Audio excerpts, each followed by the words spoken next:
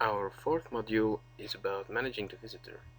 We will see that visitor management is about managing both tourism space and the tourist experience. In our model, we have put visitor management in between the tourist assets or a tourist attraction system and the visitor. It is also visually situated near to the tourism impacts. This is the place where we put visitor management. Now there's a good reason why we have put visitor management on this location within the model. The reason is that there are two major approaches on how to manage visitor flows.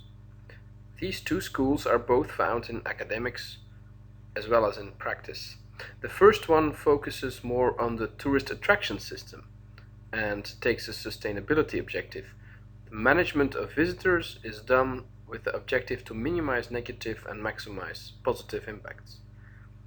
The objective of sustainable tourism development is achieved by a good spatial planning of the tourist attraction system. This is why we call this school of thought the spatial planning driven visitor management. The second approach has the objective to maximize the tourist experience so that tourist satisfaction levels are high. Therefore, the principles of good service design must be applied. This approach focuses on the mind of the tourist, and that's why we call it the customer experience driven approach. The spatial planning driven approach basically starts from the idea that organizing the tourism and non-tourism functions in the urban destination will influence the tourist behavior, and by doing so, economic, social, cultural, and environmental impacts are effectuated. Spatial behavior of tourists within cities has two characteristics. The first one is a territorial dimension, and this is on the left of the slide. The second one is the linear path dimension, and that's on the right of the slide. The territorial component consists of the width of the area that has been explored by the tourist. Type T1 tourists, they do not leave the accommodation, there's no movement. Type T2 tourists are more adventurous, they explore the vicinity of the accommodation. Within the model here it is called convenience-based movement. Type T3 tourists explore the city in concentric circles, starting from their accommodation and also always going further and further away. And Type T4 tourists just take a whole area as their exploration playground, and they are characterized by unrestricted destination-wide movements. Linear paths of tourists also differ. There are generally three main types. The first one is a type of tourists whose spatial behavior is characterized by point-to-point patterns, from accommodation to attractions, to stops, to other attractions, to accommodation, etc. There are three subtypes. The first type of tourists take one accommodation as their base camp and from there start exploring attractions by point-to-point pattern behavior. The second subtype shows repetitive point-to-point behavior, for instance by going from the accommodation to a museum and back on the first day and the same route on the second day and so on. And the third subtype is the point-to-point touring tourists who visit urban attractions one after the other, interrupted with an accommodation or stopover for eating, drinking, etc. Next to the three subtypes of point-to-point tourists, there are also tourists who show a more circular pattern, whether it is a loop or a stem and pedal pattern. Third type of tourists have complex linear path behavior, either by showing a spatial behavior of radiating hubs, either just random exploratory patterns. Now, of course, all the tourist spatial behavior patterns that are illustrated on this slide are theoretical. In reality, most tourists show a combination of two or more of these type of patterns. In 2003, there was a research on the actual spatial behavioral patterns of the day visitors to Ghent. And this slide shows four crowd maps. The places that are in yellow or red were more crowded than the others, and the darker the color, the more crowded the streets or squares were. The right map on top is the map of the local residents. That's this one. The left map on the bottom, this one, is the one of the recreationists, the people who live close to Ghent and come to the city for recreation purposes. The right map on the bottom is the map of the tourists, and tourists were defined as living from a certain distance from Ghent. This map, the left one on top, is the aggregated map of the three other maps, the locals, the recreationists, and the tourists. Now what we can clearly see on these maps is that there are concentrations of day visitors throughout the city. Some squares or streets are far more crowded than others. However, if you compare the maps of the locals, this map, of the recreationists, this map, and of the tourists, this map, you can see that the concentration is the highest for tourists and the lowest for the local people. Now, a traditional way of explaining this type of concentration of spatial presence of tourists is found in the concept of mental maps. A mental map is the map visitors have in their mind. In other words, it is the representation of a map of the city. Every person has a mental map of a place, but this is always a distorted and a partial map of the destination, because it never fully coincides with reality. And the reason why mental maps are never complete has to do with information asymmetry.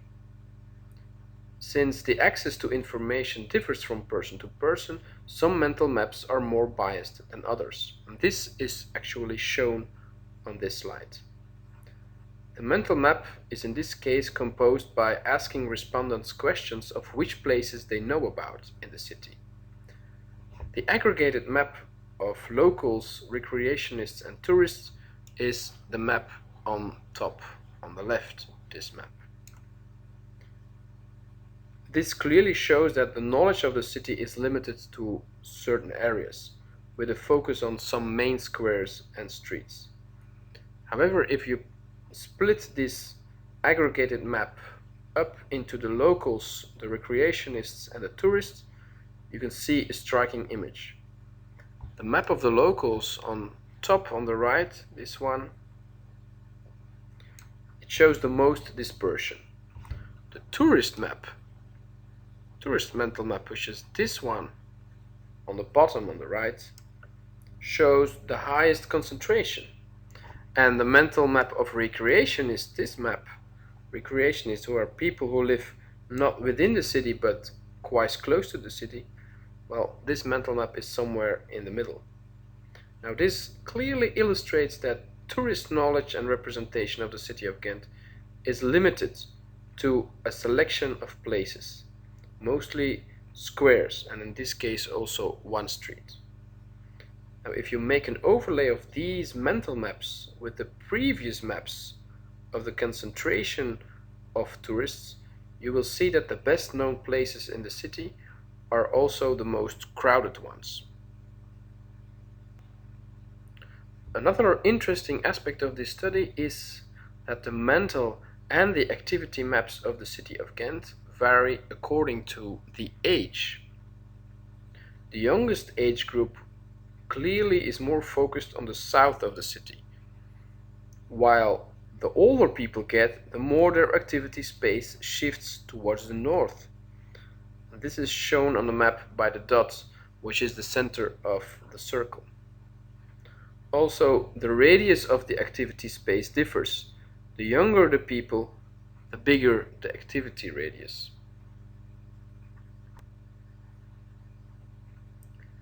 The findings of this study of Ghent and many other studies that spatial behavior of urban tourists show clear geographical patterns, and that this has to do with the mental maps of tourists that are related to the main tourist functions. Well, these findings have led to spatial policy strategies, regarding the 6 A's of tourism. In other words, spatial planning of the tourism attraction system has become a way to manage the visitor, to manage the spatial behavior of tourists. And there are 3 ways of how the urban tourist attraction system can be spatially organized. The first one is clustering. Clustering means that complementary tourist products are spatially concentrated as much as possible. The main reasons to cluster all tourism attractions, activities, amenities and available packages, well, firstly it is to avoid that mental maps of tourists are fragmented and restricted, and secondly that tourists do not possess own transport or they are unfamiliar with public transport. In other words, decreasing distances between all kinds of tourism related functions and maximizing the image of a city are the main drivers for choosing clustering as a spatial strategy. A good example of clustering is the tourist historic city of Bruges. Earlier we discussed how the tourism functions are concentrated. They are situated mainly within what we called the Golden Triangle.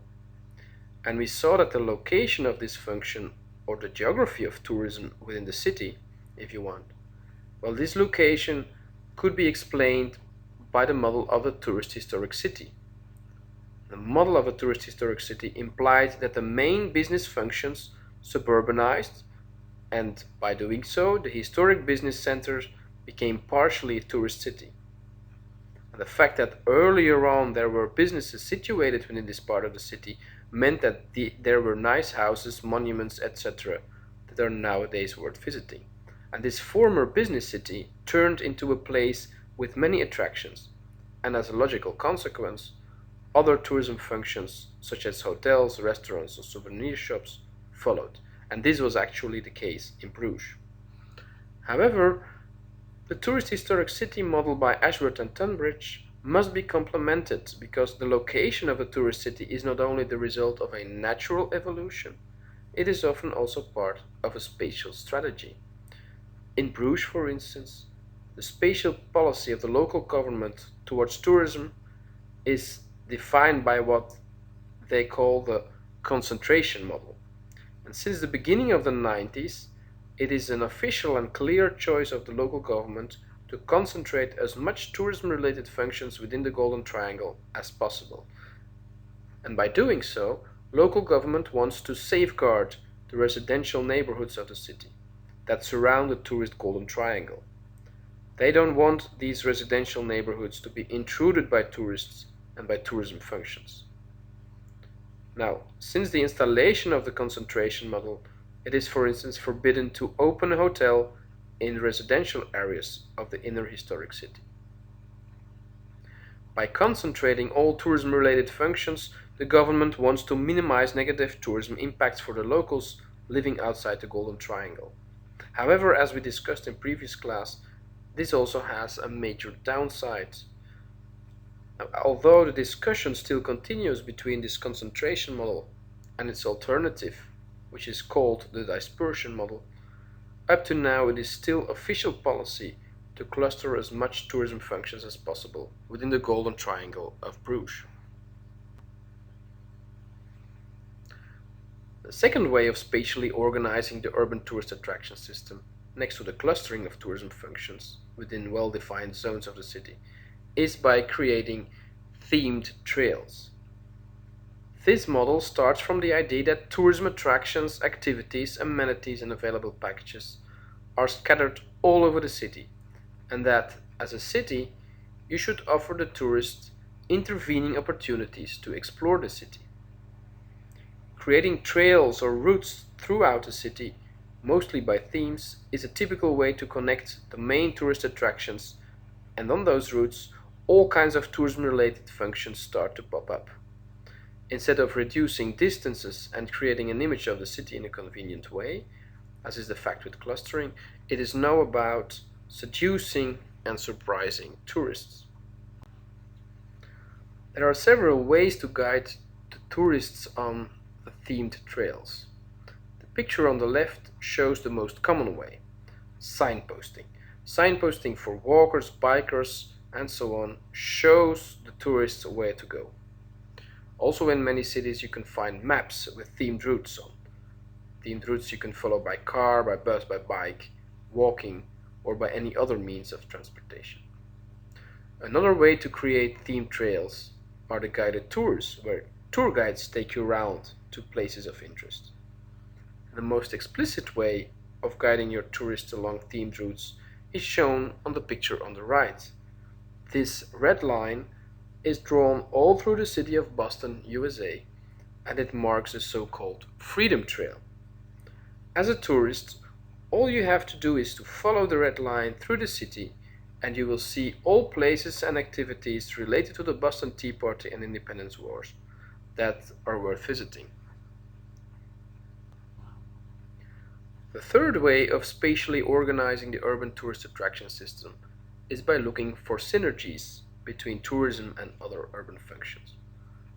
This type of urban planning of tourism is situated somewhere in between the clustering of tourism functions on the one hand and connecting the dispersed tourism functions by theme trails on the other. It is about multifunctionality, compatibility of activities, and complementary of functions.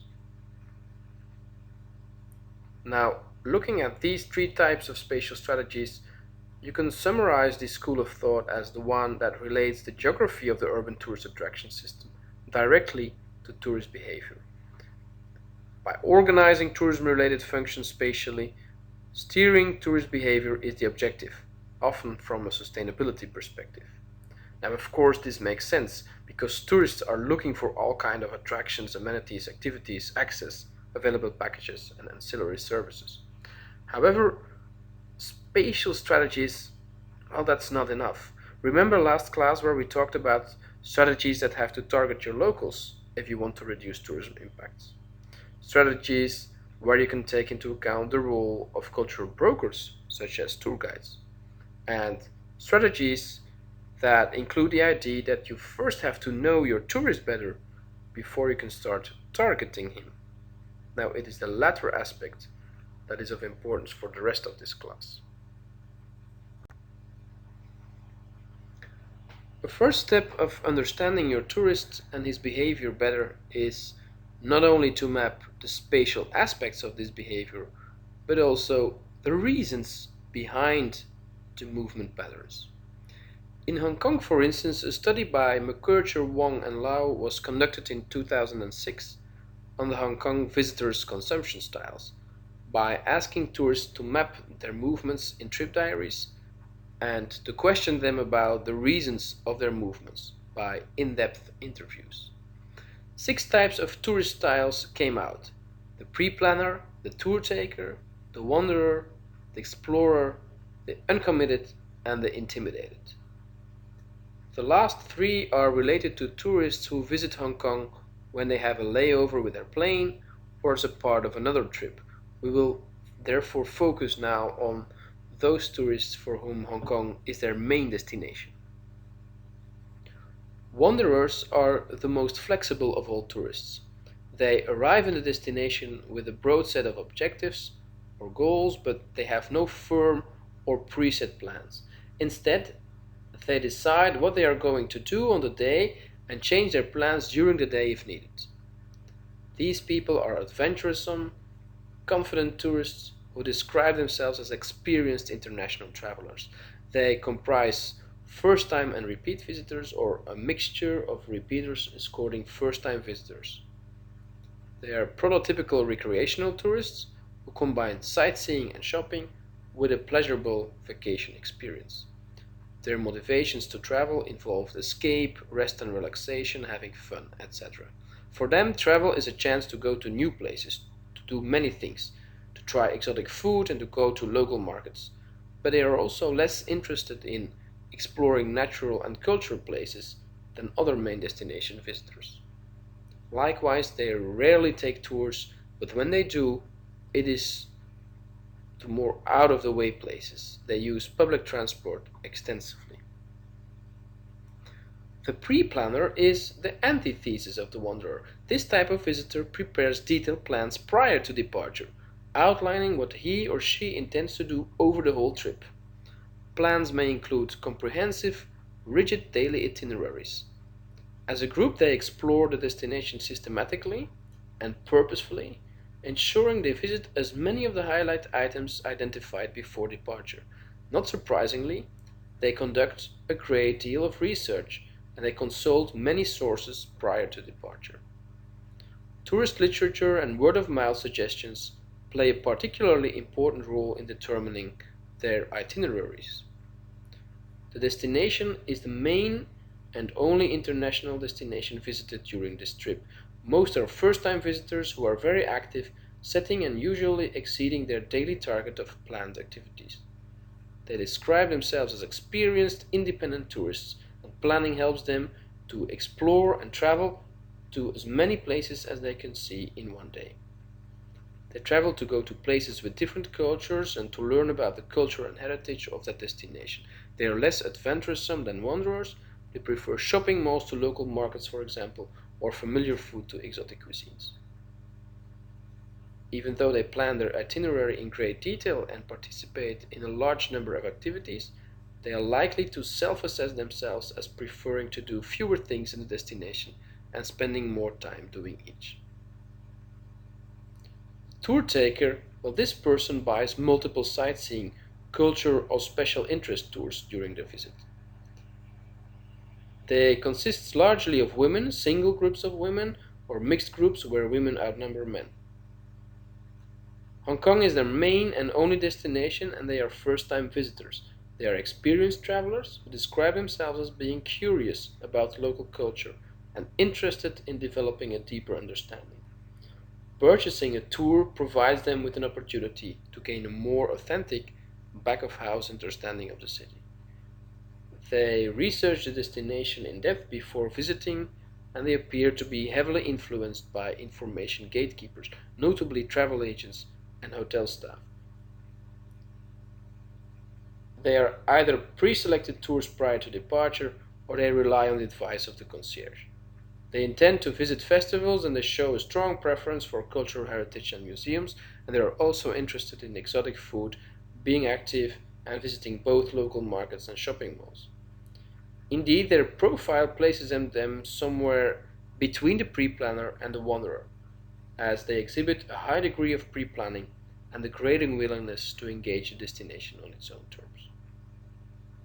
Now, summarizing these three and even the other three types, so these six types of tourists, McCurcher, Wong, and Lau, they found and concluded that there is a high relationship between the spatial behavioral patterns, the type of activities that tourists undertake, and their profile.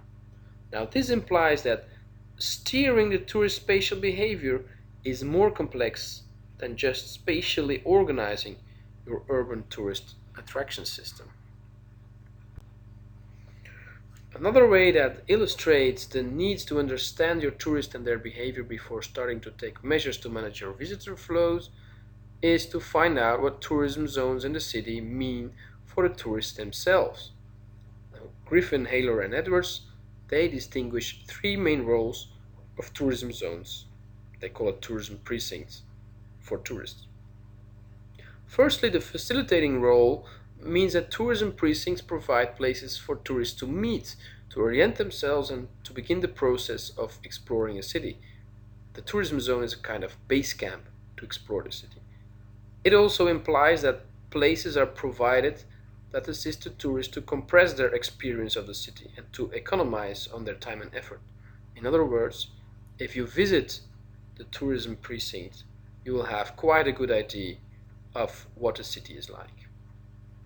Secondly, the place connecting or external role means that tourism precincts enable the tourist to develop a better understanding of the city, its people, and its history.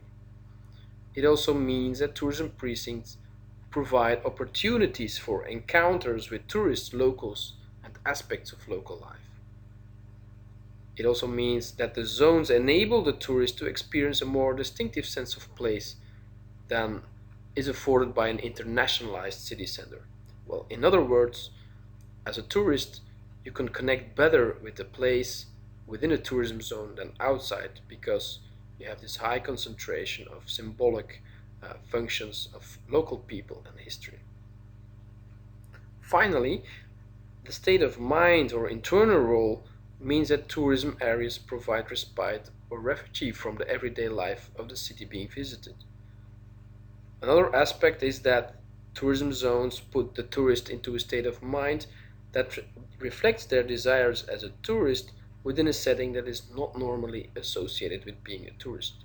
Tourism precincts also enable the visitor to connect with the people of the city in a setting where the needs and mind states of both tourists and residents are compatible. They provide an environment where the tourist has more freedom to wander and explore.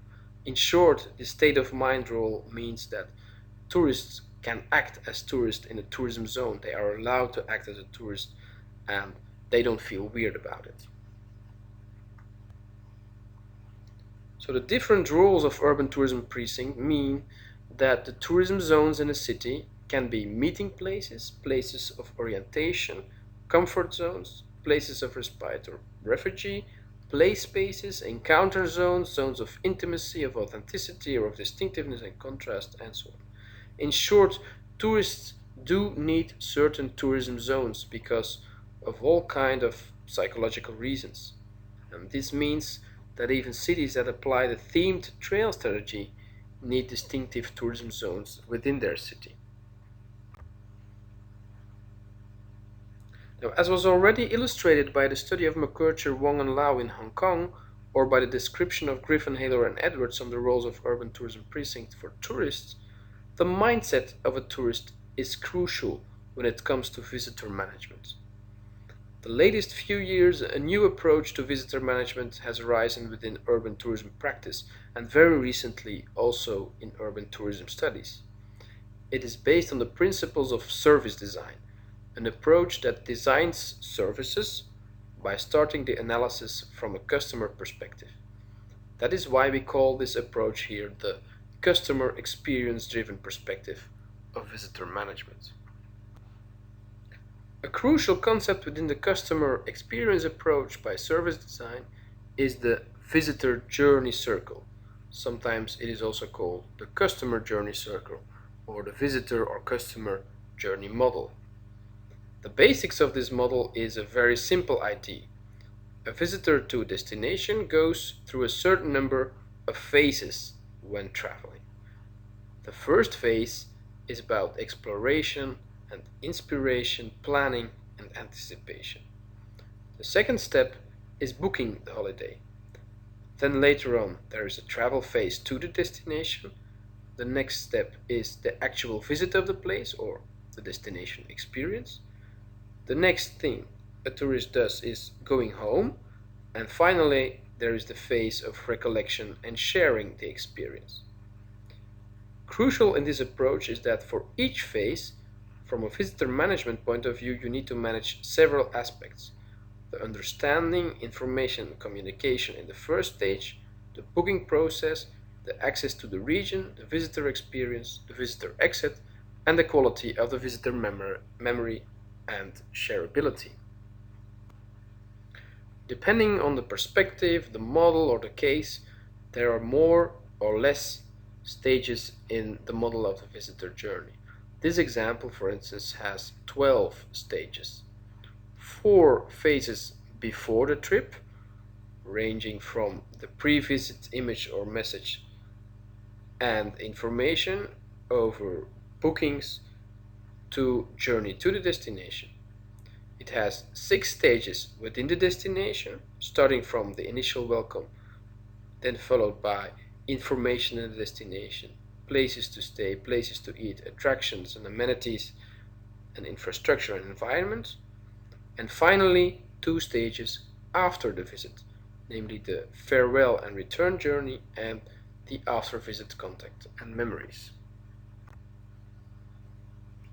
Toerisme Vlaanderen, which is the Flemish Tourist Board or Visit Flanders, uses 7 stages: the inspiration phase, the phase of actually looking for information, the planning phase, the booking phase, the travel to the destination phase, the on-site travel phase, and the sharing phase. Now, it is important to note that there is a huge overlap of the visitor management processes and the destination marketing activities. This is also why we put destination marketing and visitor management in one box in the middle of the model. They are both sides of the same coin, which has to do with trying to influence and manage the tourist.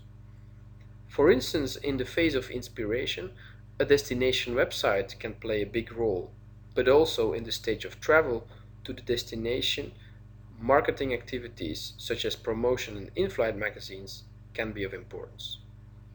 The sharing of memories and recollection is nowadays also part of most destination marketing strategies. Whatever the model looks like, and no matter how many stages or phases it has, there can always be made a distinction between three essential phases: the stage before traveling, during traveling, and after traveling. In the stage before traveling, marketing activities might not only inspire tourists, but most importantly, they raise expectations. During the visit to the destination, the visitor actually experiences the city, and after his journey, he or she is satisfied or dissatisfied, and he or she might share this on all kinds of social platforms. This before, during, after thinking, with the link between expectations, experience, and satisfaction, is at the heart of service design thinking and the visitor journey circle. A next step in the service design approach is to identify the so-called touch points. Touch points are the moments of contact between the customer and the service provider, and they can be identified in each of the stages of the visitor journey. For services like a hotel, this process is rather simple because the number and sequence of touch points can be easily identified. But for an urban destination, this is far more complex because the number of touch points is enormous. The destination experience in fact consists of a whole chain of services, each with their own touch point pattern. If the tourist office of the destination wants to make such a touch point analysis, they must generalize and they must try to take it to another level. But the fact that a destination experience is determined by a chain of services and a multitude of touch points also means that it is of uttermost importance for destinations to enhance the quality of the services that are delivered by the tourism industry, and therefore quality management and setting up a tourism quality scheme is an integral part of visitor management.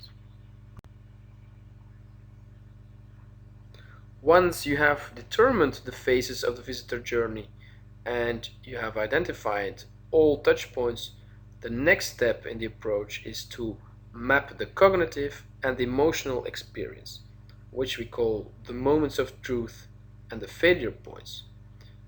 Every contact between service provider and customer is a moment of truth for the customer experience, and it can be good, neutral, or a bad experience. This analysis shows the assessed customer journey as in the article of Stigdorn and Zehrer. It shows the several touchpoints between a hotel and the hotel customer before, during, and after the visit. The pre-service has two major components, the hotel website and the hotel rating website. Both raise certain expectations of the hotel with the visitor.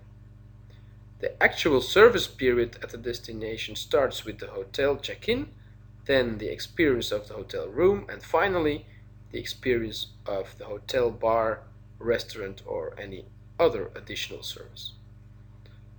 Finally, once traveled back home or even just before leaving the hotel, the visitor can rate the hotel at the hotel rating website, and even the rating process is an experience that should be taken into account. Now, as is suggested by the numbers in the arrows in the illustration here, positive experiences have a positive number, negative experiences have a negative number. Lego, for instance, analyzed the touch points and the experience of a flight to New York City for a persona named Richard, a tall senior executive traveling as part of work.